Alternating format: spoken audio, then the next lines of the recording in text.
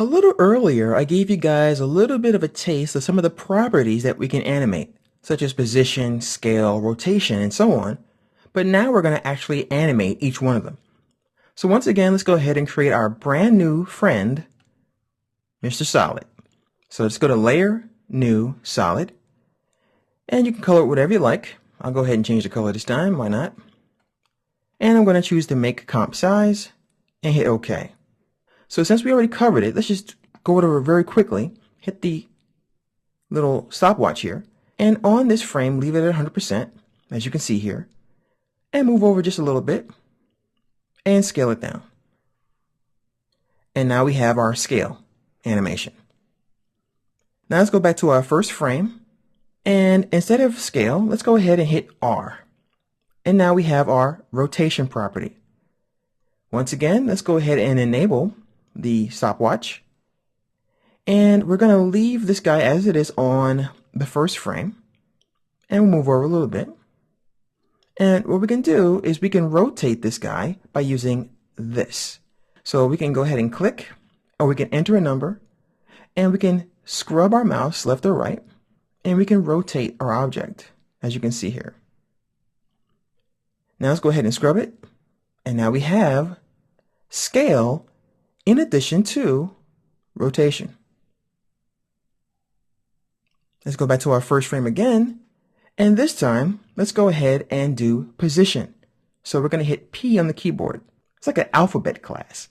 It's so fun. We'll hit P, and as you can see here, we have that little nifty stopwatch.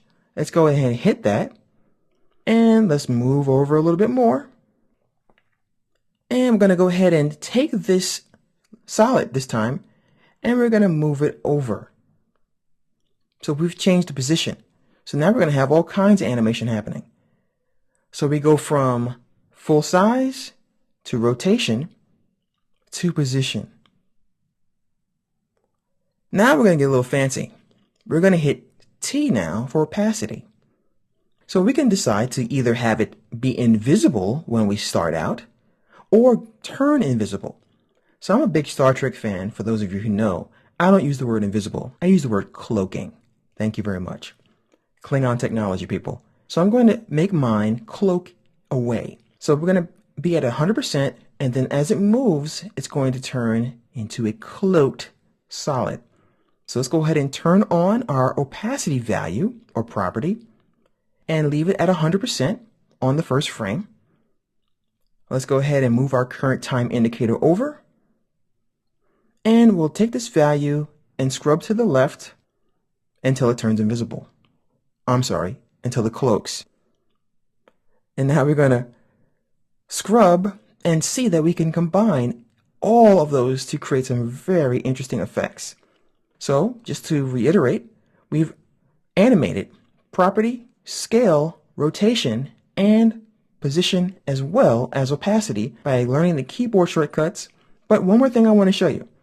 If you don't remember these shortcuts and you don't want to remember them, all you have to do is hit this guy right here, this little twirly, and on the layer, you can simply click here, and you can hit here, and you'll see the properties anyway. So if you'd rather just have them all available to you at any time, all you have to do is initiate the property you want to activate. That was a little redundant, by hitting the little stopwatch here, and then you'll see your keyframes. Also, don't forget, you can also highlight these keyframes and move them. So you can stretch your animation out by giving them more frames or less frames. So I can put that right here, and you'll notice we have nothing here anymore, and we have a very fast animation. Keep in mind that this represents time, and the keyframes represent how long or short that animation takes place in.